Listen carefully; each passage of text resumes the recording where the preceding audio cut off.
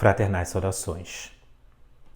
Os inscritos mais antigos deste canal, ou mesmo aqueles que acompanham as nossas atividades há muitos anos, desde antes da existência deste, e se você faz parte desta turma, deixe aqui nos comentários, teremos a honra de lhe cumprimentar, sabem que fui durante muito tempo frade e monge católico, e que como tal fui instigado não apenas por obrigação, mas também por gosto, ao estudo das religiões comparadas, da filosofia e da teologia.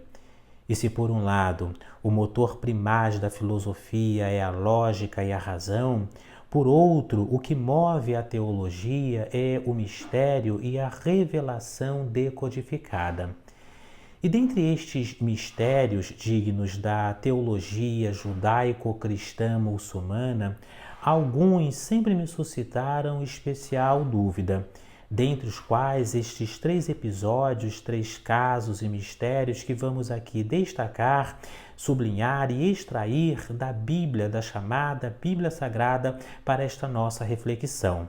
E claro, devo admitir aqui para os senhores que não se tratam de teorias, de ideias originais, advindas de meu raciocínio particular ou do meu coração, mas na verdade de teses até relativamente antigas que me veio em primeiro lugar através da leitura de um livro que talvez você conheça ou até mesmo também tenha lido, chamado Eram os Deuses Astronautas? Deixe aqui nos comentários se você também conhece este livro. E esta tese, ela vai fazer uma ligação, uma conexão entre a possibilidade de existência do intercâmbio do humano com o não humano, ou melhor dizendo, do intercâmbio da conexão entre o terrestre e o extraterrestre.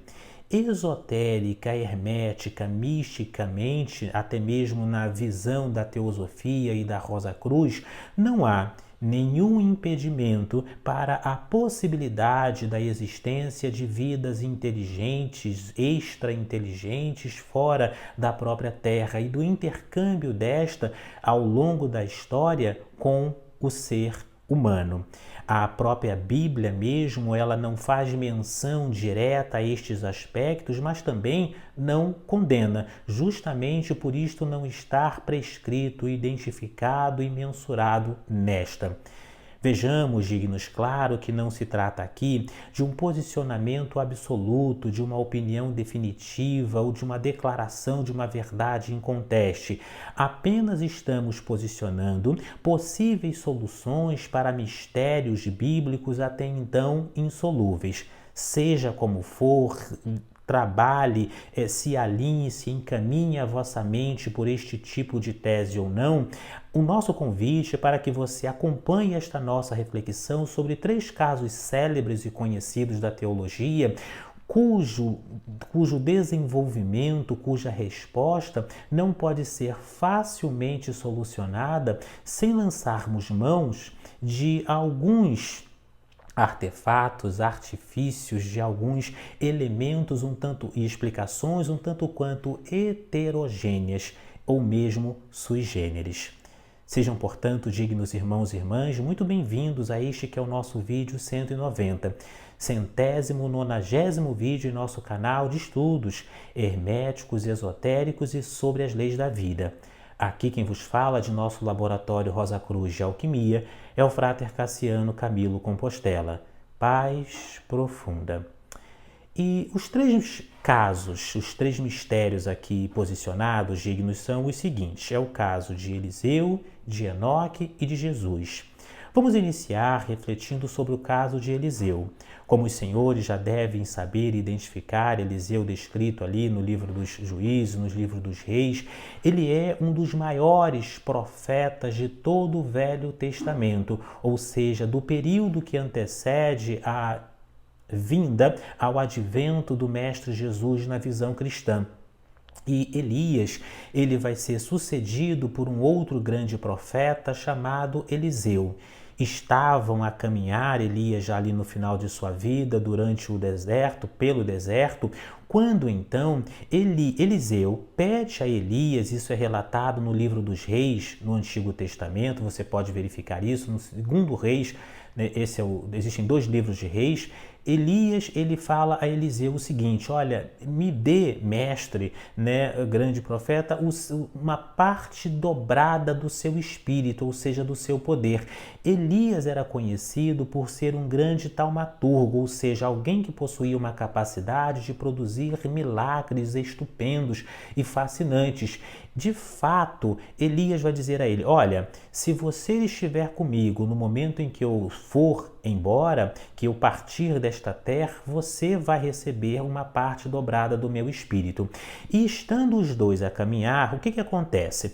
Vem uma carruagem de fogo, os separa, e Elias é assunto ao céu. Vamos guardar e registrar isso, porque esses 3 casos, episódios bíblicos tratam sobre isto, ou seja, sobre uma espécie de abdução, que nos parece, a princípio, ser também uma abdução de natureza alienígena. A Bíblia vai descrever que Elias ascende aos céus numa carruagem de fogo. Na verdade, não exatamente numa carruagem de fogo, mas a carruagem de fogo passa e ele é elevado como que numa espécie de redemoinho aos céus. E nunca mais descreve a própria Bíblia, no livro dos Reis, Eliseu ou qualquer outra pessoa vê Elias, porque Elias teria sido arrebatado, ele teria sido assunto aos céus, ou seja, de Assunção, né? Daí também Nossa Senhora da Assunção, porque também disse que Nossa Senhora, mãe de Jesus, nós vamos chegar a Jesus, teria sido assunta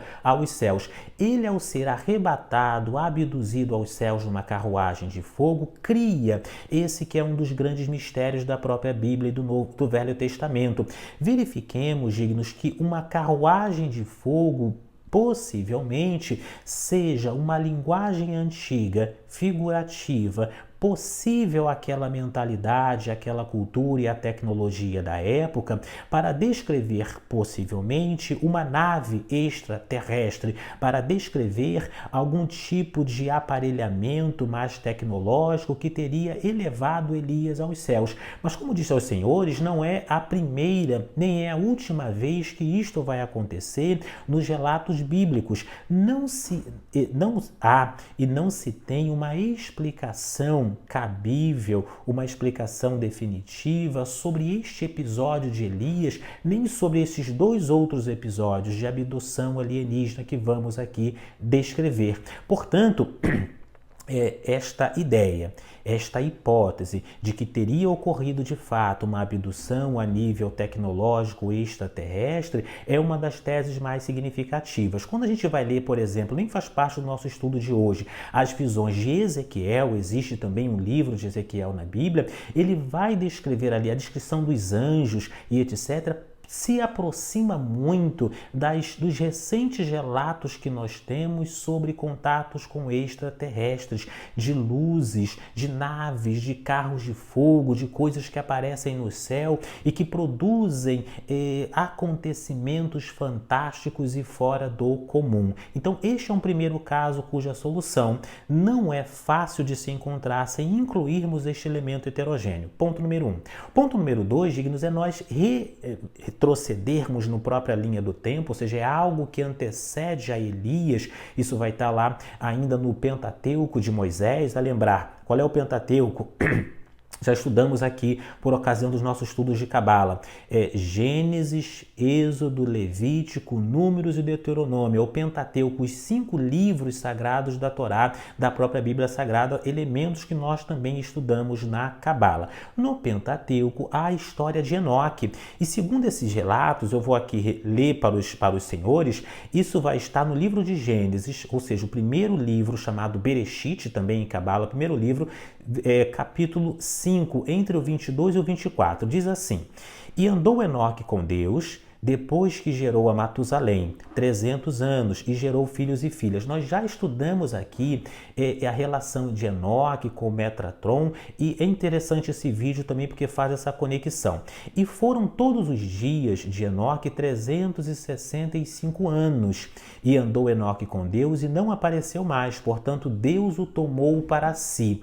Enoque também é um caso um tanto quanto mais discreto de abdução física, ou seja, seja, não é que o indivíduo, não é que o profeta, que aquele homem santo, ele tenha sido arrebatado em espírito, em consciência, como aconteceu com Jacó e com tantos outros, mas teria sido arrebatado aos céus. Deus tomou a Enoque dentre os homens e o conduziu para si. Existem outros episódios que fazem essa correlação de Enoque com os chamados anjos, né, que eram indivíduos que apareciam fisicamente, enfim, que tinham contato e que na descrição bíblica se aproxima em muito do que nós chamamos hoje de contatos extraterrestres. Então, o primeiro caso a ser sublinhado, Elias, que é assunto elevado fisicamente numa carruagem de fogo e some. O segundo caso é o de Enoque e o terceiro caso é o do próprio Mestre Jesus. Se nós formos estabelecer um estudo, dignos, veremos o seguinte, olha, que o próprio Mestre Jesus ele foi elevado aos céus. No livro dos Atos dos Apóstolos, vamos lembrar, né, como é que começa o Velho Testamento? Mateus, Marcos, Lucas e João, né, descritos a princípio por estes 4 evangelistas. E depois vem o livro do Atos dos Apóstolos, que já descreve o processo de crescimento, de fundação da igreja após a crucificação e a ressurreição do Mestre Jesus. Escrito, segundo alguns teólogos, por São Lucas, que era médico. Atos dos Apóstolos, capítulo 1, versículo entre 9 e 11, diz assim: E quando dizia isto, vendo eles, falando sobre Jesus, foi elevado às alturas, e uma nuvem o recebeu, ocultando-o de seus olhos.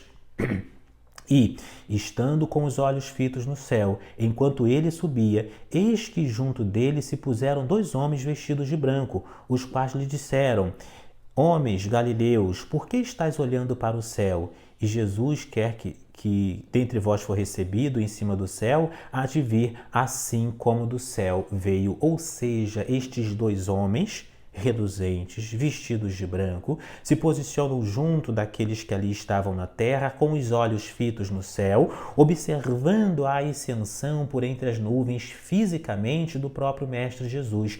Então nós temos 3 casos, aparentemente, de abdução, de assunção, física, por alguma espécie de força um tanto quanto oculta, que em Enoque, no livro do Gênesis, vai ser chamado de Deus, e Deus o tomou para si.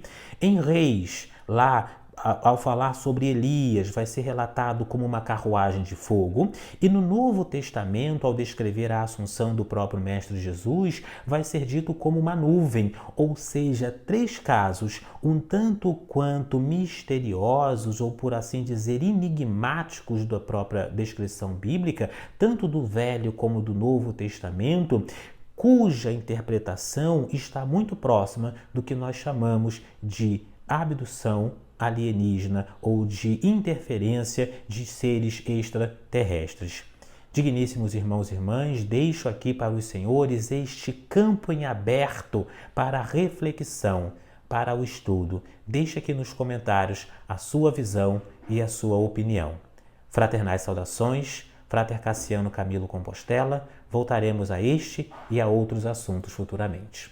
Gratidão.